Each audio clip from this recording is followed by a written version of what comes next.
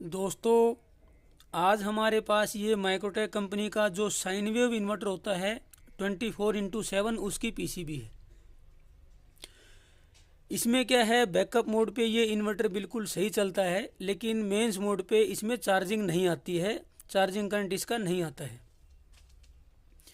Sine wave inverter में क्या खास बात होती है कि अगर sine wave inverter backup mode पे सही चलता है तो उसमें चार्जिंग की प्रॉब्लम नॉर्मली नहीं मिलती है, उसमें चार्जिंग आती ही आती है।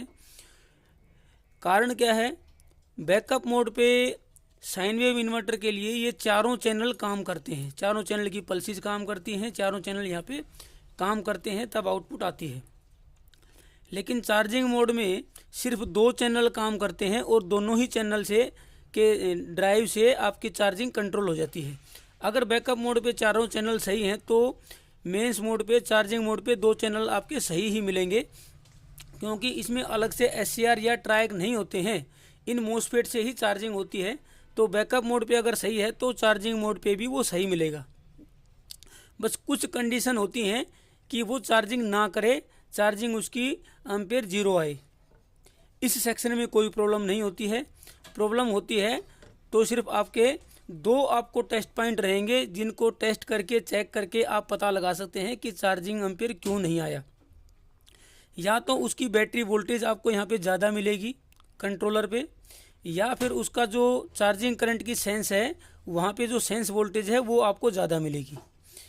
इसमें भी कुछ ऐसा ही है, मैं आपको चेक करके दिखा देता हूँ और फिर इसको मैं ओके करके भी आपको दिखाऊंगा। मल्टीमीटर को कर लेते हैं डीसी वोल्ट पे, और 12 वोल्ट का ये इन्वर्टर है तो 12 वोल्ट के हम यहाँ पे एसएमपीएस पावर सप्लाई कनेक्ट कर देते हैं। ये नेगेटिव, ये पॉजिटिव 12.37। अब क्या होता है कि जो बैटरी वोल्टेज है वो आपकी सेंस होते हुए यहाँ से आती है। ये यहाँ पे रेजिस्टेंस होते हैं, सिंगल बैटरी में एक रेजिस्टेंस यहाँ होता है और एक यहाँ पे ये डिवाइडर का काम करता है। डबल में यहाँ पे रेजिस्टेंस और भी लगी होती है, वोल्टेज ज़्यादा होती है। तो देखिए यहाँ पे 12 वोल्ट आती है 12.37, और वो डिवाइडर पे यहाँ पे आपका डिवाइड होके 3.93, जो कि आपकी आएगी यहाँ पे पिन नंबर 10 पे, माइक्रो कंट्रोलर की पिन नंबर 10 पे इसकी बैटरी वोल्टेज की सेंस आती है 3.93। बिल्कुल ठीक है, क्योंकि अभी हमने इसको मेंस पे कनेक्ट नहीं किया है। तो हम यहाँ पे अब चेक कर लेंगे कि बैकअप मोड पे कहीं यहाँ पे ये आपका चार्जिंग करंट की सेंस पे कोई वोल्टेज तो नहीं है। चार्जिंग करंट की जो पिन है वो आपकी है पिन नंबर 13। 10 इस तरफ हैं, 11, 12 और 13, 5.68। जबकि इसकी जो माइक्रो कंट्रोलर की जो वोल्टेज रहती है वो आपकी 5 वोल्ट रहती है, और यहाँ पे पिन नंबर 13 पे 5.6 वोल्ट यहाँ पे पहुँच रही है, जो कि इसका चार्जिंग करंट की सेंस पिन है, पिन नंबर 13। यहाँ पे बैकअप मोड पे तो कोई वोल्टेज आनी ही नहीं चाहिए। मेंस मोड पे, चार्जिंग मोड पे भी आपकी वोल्टेज यहाँ पे काफ़ी कम रहती है, वोल्ट से कम। अब ये आती कहाँ से है मैं आपको बताता हूँ। ये जो LM358 है इसमें 2 कंपेरेटर हैं। तो इसका जो दूसरा कंपेरेटर है, ये देखिए आपका इसकी पिन नंबर 7 जो है वो आउटपुट है। 10 वोल्ट आई यहाँ पे, वो 10 वोल्ट आपकी जाती है R15 पे, 10 वोल्ट यहाँ पे आ गई। R15 के दूसरे एंड पे आप चेक करेंगे तो वो जाएगी पिन नंबर 13 पे 5.68, और यही जो है पिन नंबर 13 पे गई है। बैकअप मोड पे ये वोल्टेज यहाँ पे नहीं आनी चाहिए।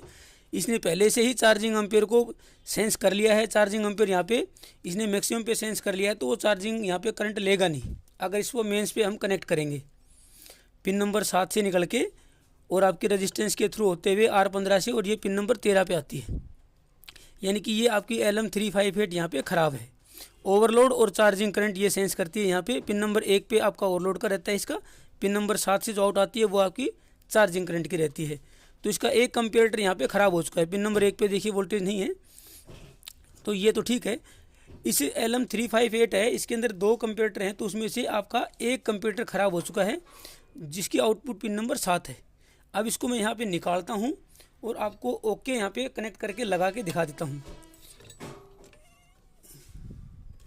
ये हमने निकाल के यहाँ रख दिया है। अब मेरे पास दूसरी है LM358, इसको मैं यहाँ लगाता हूँ। पोलैरिटी इसकी देख के लगाएं, पिन नंबर 1 2 3 ऐसे करके मार्किंग रहती है उस पर। अब पॉजिटिव मैंने यहाँ पे कनेक्ट कर दिया। अब दोबारा से चेक करते हैं।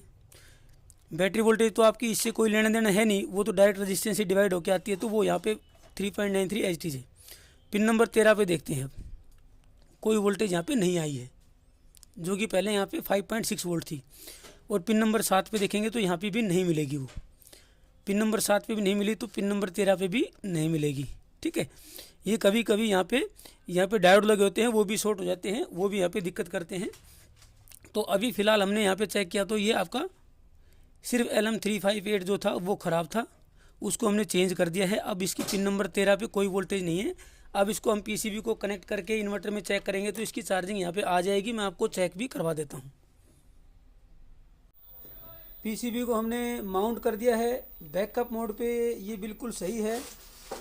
ये इसका नो लोड करंट है, आउटपुट वोल्टेज है। मेंस को कनेक्ट करता हूँ, मेंस पे आ गया है। यहाँ पे चार्जिंग एम्पेयर आ गया है। ये देखिए बैटरी वोल्टेज भी यहाँ पे राइज हो रही है। ये देखिए चार्जिंग एम्पेयर आ गया है। तो अब ये इन्वर्टर बिल्कुल ठीक है। इसमें जो प्रॉब्लम थी हमने उसको ठीक कर दिया है, रेक्टिफाई कर दिया है। इसी तरह के वीडियोस को देखने के लिए चैनल की प्लेलिस्ट पे जाके आप वीडियोस देख सकते हैं, रिपेयरिंग सीख सकते हैं। अलग अलग अप्लायंसेस की रिपेयरिंग के वीडियोस हमने अपलोड किए हैं। थैंक यू दोस्तों।